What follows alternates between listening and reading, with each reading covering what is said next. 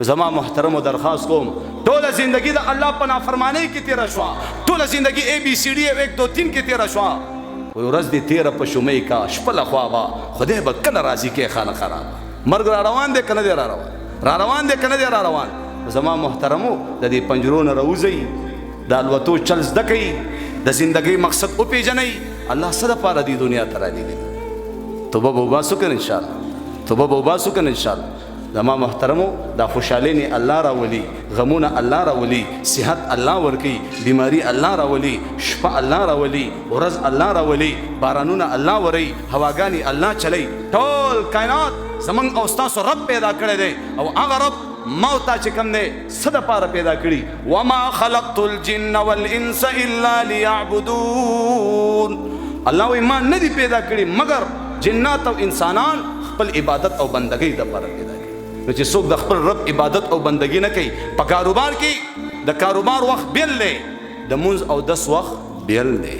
د کاروبار وخت بم پیژنو، د مونځ او دس وخت بم پیژنو، د عبادت او بندګۍ وخت بم پیژنو.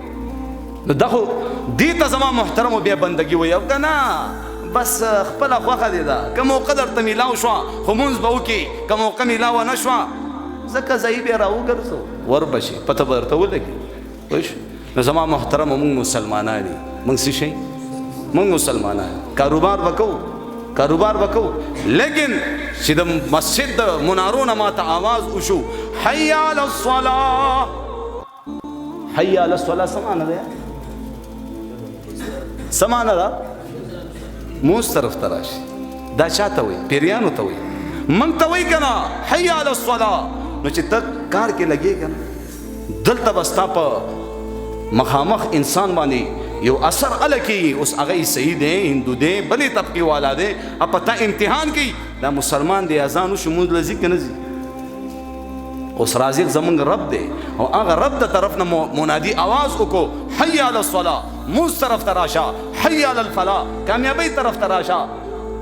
او الله تا ته قرآن کې وایي وما من دابة فی الارض الا علی الله رزقها. رزق پس مکو کی اسمانونو کی زناورو لا رزق څوک ورکوي؟ څوک ورکوي؟ او تا د ځان نه نعوذ بالله رزاق جوړ کړی دی. ستا د مرګ نه بعد به ستا د ښځې څه کېږي؟ ستا د مرګ نه بعد به ستا د بچو څه کېږي؟ بیا به الله به تا نه ښه پالي او الله پاللی دی. څومره د کار خلک د سر خلک من نه لاړه که لا نړه دنیا نظام چلیږي که نه چلیږي؟ چلیږي که نه چلیږي؟ دیو جنا درخواست را واپس شي. والله العظیم چې ته کله را واپس کېږي بیا به تا سره ژوند وفاني کړي، ته به د خاورو لاندې پروت. اوس را واپس کېدل ضروري دي، اوس را واپس کېدل بهتر دي، اوس را واپس کېدل او چا طرف ته راتلل؟ الله طرف ته، الله طرف ته. الله ډېر ګیله کوي، شکوه کوي ای بنده ته به کله ما طرف ته راځي؟ ای بنده ته خو ما د خپل عبادت د خپل پہچان دپاره پیدا کړې، ته به زما تعارف کې، ته به ما پیژنې، ته به ما ته چې کوم دی عبادت او بندگی کې وای زندگی آمد برای بندگی، زندگی بے بندگی شرمندگی. زما محترم و درخواست کوم یو خو موږ او تاسو د 15 وخته د مونځ اهتمام شروع